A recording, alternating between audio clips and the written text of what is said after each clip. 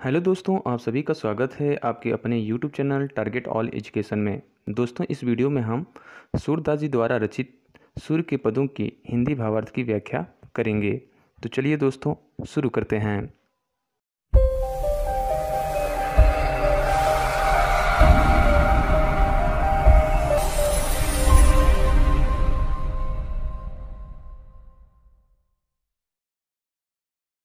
तो दोस्तों, इस वीडियो में हम सूरदास जी के तीसरे पद की हिंदी भावार्थ की व्याख्या करेंगे।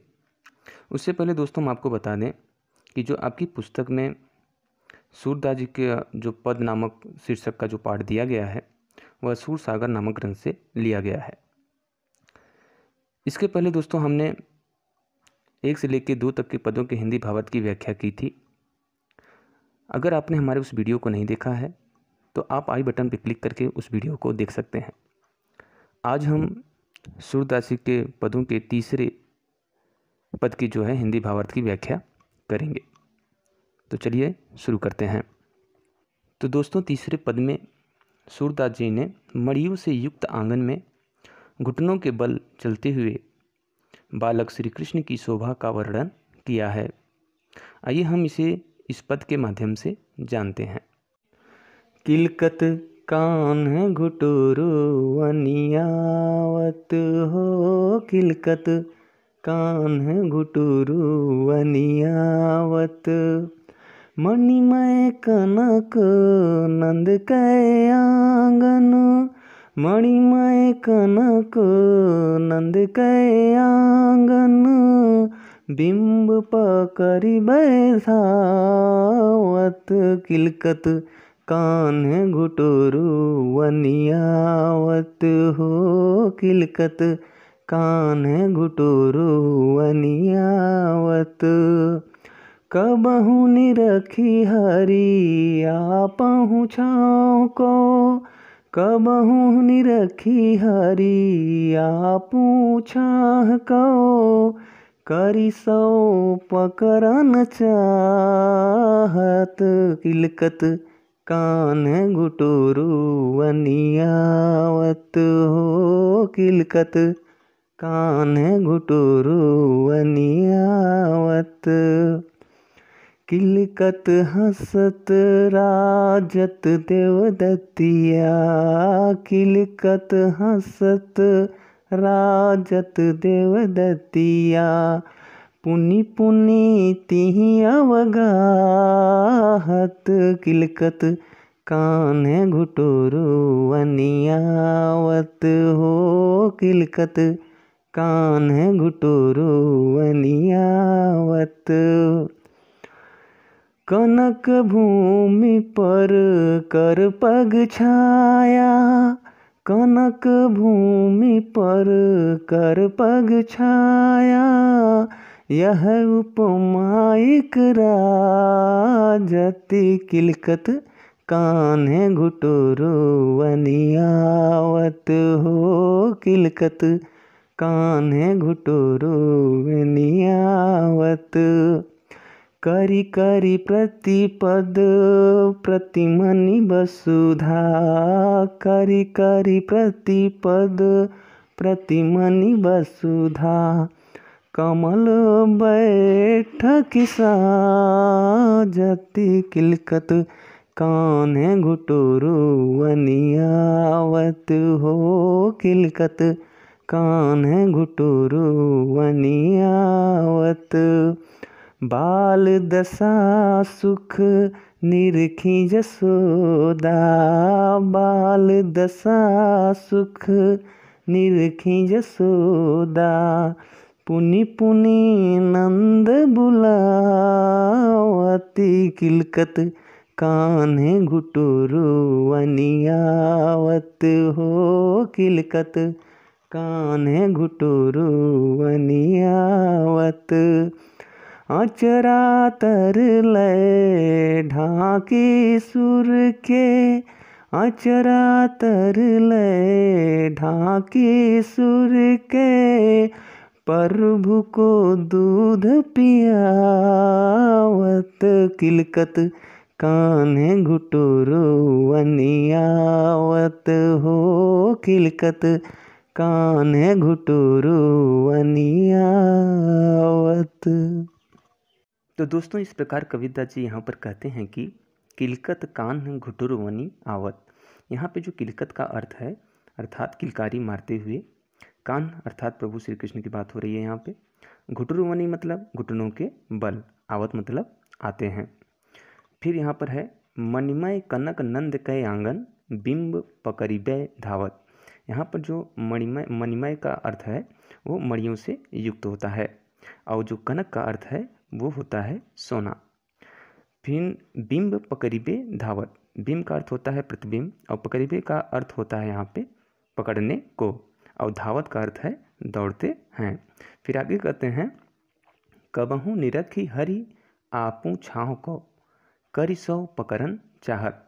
तो यहाँ पे जो निरखी का जो अर्थ है वो होता है देखकर। फिर आगे कहते हैं किलकी हसत राजत द्वे दतिया, पुनि पुनि तिहि अवगाहत। यहाँ पर जो राजत का अर्थ है वो सुशोभित होना होता है, और द्वे दतिया का मतलब दो छोटे छोटे दांत। और यहाँ पे फिर आगे है आपका पुनि पुनि तिहि अवगाहत। तिहि का मतलब होता है उनको, और अवगाहत का मतलब होता है पकड़ते हैं। फिर आगे कहते हैं कनक भूमि पर कर पग छाया, यह उपमा इक राजति। तो यहाँ पर जो कर पग का अर्थ है वो होता है हाथ और पैर, और फिर राजत का जो यहाँ पे अर्थ है वो होता है शोभित होती है। फिर आगे कहते हैं करि करि प्रतिपद प्रतिमनि वसुधा। तो यहाँ पे जो वसुधा का अर्थ है वह होता है पृथ्वी। कमल बैठकी साजत, साजत का मतलब होता है सजाती हैं, और यहाँ पे जो बैठक का अर्थ है वो होता है आसन। फिर आगे कहते हैं बाल दशा सुख निरखी जसोदा, पुनि पुनि नंद बुलावती। तो यहाँ पे जो निरखी का अर्थ है वो होता है देखकर। और फिर आगे है आपका अचरा तर लय ढाकी, सूर्य के प्रभु कौ दूध पियावती। तो यहाँ पर जो अचरा तर का जो अर्थ है वो होता है आंचल के नीचे। तो दोस्तों, इस प्रकार सूरदास जी यहाँ पर श्री कृष्ण के सौंदर्य एवं बाल लीलाओं का वर्णन करते हुए कहते हैं कि किलकत कान्ह घुटुरु वनि आवत, अर्थात बालक कृष्ण किलकारी मारते हुए अब घुटनों के बल चलने लगे हैं। फिर कहते हैं कि मणिमय कनक नंद कै आंगन, अर्थात राजा नंद का आंगन जो है वो सोने का बना है और मणियों से युक्त है। और फिर आगे कहते हैं कि बिंब पकड़िबै धावत, अर्थात उस आंगन में जब श्री कृष्ण किलकारी मारते हुए घुटनों के बल चलते हैं तो अपना प्रतिबिंब पकड़ने के लिए दौड़ते हैं। फिर आगे कहते हैं कि कबहू निरखी हरि आपू छाह को, करि सो पकड़न चाहत। अर्थात कभी प्रभु श्री कृष्ण अपनी ही छाया अर्थात प्रतिबिंब को देखते हैं और करि सो पकड़न चाहत, अर्थात उसे पकड़ना चाहते हैं। फिर कहते हैं किलकी हसत राजत द्वे दतिया, अर्थात जब प्रभु श्री कृष्ण किलकारी मारकर हंसते हैं तो उनके मुख में दो दांत शोभा देते हैं। पुनि पुनि तिहि अवगाहत, और पुनः अर्थात वे उन दांतों के प्रतिबिंब को भी पकड़ने का प्रयास करते हैं।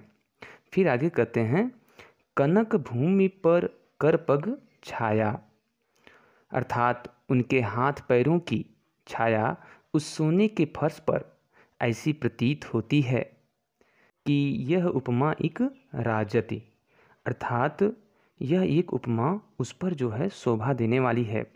अब वह उपमा क्या है, कौन सी है, आइए उसके बारे में जानते हैं कि करि करि प्रतिपद प्रतिमनि वसुधा, कमल बैठकी साजति। कि मानो प्रत्येक मार्ग में उनके बैठने के लिए पृथ्वी ने कमल का आसन सजा दिया हो। ये उपमा दिया जा रहा है कि मानो प्रत्येक मार्ग में उनके बैठने के लिए पृथ्वी ने कमल का आसन सजा दिया हो, अथवा प्रत्येक मणि पर उनके कमल से हाथ पैरों का प्रतिबिंब पड़ने से ऐसा लगता है कि पृथ्वी पर कमल के फूलों का आसन बिछा हुआ है। फिर आगे कहते हैं, बाल दशा सुख निरख जसोदा पुनि पुनि नंद बुलावती, अर्थात श्री कृष्ण की बाल लीलाओं को देखकर माता यशोदा जी बहुत ही आनंदित होती हैं और वो बाबा नंद को भी वहाँ बार बार बुलाती हैं। फिर आगे कहते हैं, अचरा तर लय ढांकी सूर्य के प्रभु कौ दूध पियावती, अर्थात इसके बाद माता यशोदा सूरदास के प्रभु बालक श्री कृष्ण को अपने आंचल से ढककर दूध पिलाती हैं। आइए अब दोस्तों हम बात करते हैं इस पद के काव्य सौंदर्य की। तो दोस्तों अगर काव्य सौंदर्य की बात किया जाए तो इस पद में श्री कृष्ण के सहज और स्वाभाविक हाव भावपूर्ण बाल लीलाओं का सुंदर और मनोहर चित्रण किया गया है। भाषा की बात करें तो यहाँ पर सरस मधुर ब्रज भाषा का प्रयोग हुआ है। यहाँ पर इस पद में शैली का अगर बात किया जाए तो शैली यहाँ पर मुक्तक का प्रयोग हुआ है। छंद की बात करें तो यहाँ पर ये गेय पद है और यहाँ पर अगर रस की बात किया जाए तो ये वात्सल्य है, क्योंकि यहाँ कृष्ण के बाल छवि का वर्णन किया गया है। गुण की बात करें तो गुण यहाँ पर प्रसाद और माधुर्य है। अलंकार, इस पद में अगर अलंकार की बात किया जाए तो यहाँ पर किलकत कान दय दतिया प्रतिपद प्रतिमनि में अनुप्रास अलंकार है, क्योंकि यहाँ पर वर्णों की आवृत्ति कई बार हुई है, जैसे क की दय द प्रति प्रति आदि। जबकि कमल बैठकी में रूपक अलंकार है, क्योंकि यहाँ पर कमल को बैठक के स्थान मान लिया गया है, अर्थात उसी का रूप मान लिया गया है, तो इसलिए यहाँ पर ये रूपक अलंकार है। और वहीं करि करि पुनि पुनि में बात करें तो पुनरुक्त प्रकाश अलंकार है। तो इस प्रकार दोस्तों इसके काव्य सौंदर्य जो थे वो आपको बता दिए गए हैं। तो आज की वीडियो में दोस्तों बस इतना ही। उम्मीद करते हैं ये वीडियो आपको पसंद आया होगा और आपको कुछ नया सीखने को ज़रूर मिला होगा। तो दोस्तों अगर ये वीडियो आपको पसंद आया हो तो इसे लाइक करें, अपने दोस्तों के साथ शेयर करें, और अगर आप हमारे इस चैनल पर पहली बार विजिट कर रहे हैं तो आप हमारे इस चैनल को सब्सक्राइब कर लें और बेल आइकन को ज़रूर प्रेस करें, ताकि हमारे द्वारा अपलोड किए हुए लेटेस्ट वीडियो के नोटिफिकेशन आपको सबसे पहले मिल सके। और दोस्तों अगर आपको इस टॉपिक से रिलेटेड कोई भी दिक्कत या परेशानी हो या कोई भी प्रॉब्लम हो तो आप हमें नीचे कमेंट बॉक्स में कमेंट कर सकते हैं। तो चलिए दोस्तों मिलते हैं नेक्स्ट वीडियो में इसके नेक्स्ट पार्ट के साथ। तब तक के लिए आप सभी लोग स्वस्थ रहें, मस्त रहें और व्यस्त रहें। इसी उम्मीद के साथ आपसे फिर से करेंगे मुलाकात। तब तक के लिए दीजिए इजाज़त। Bye bye, take care and जय हिंद।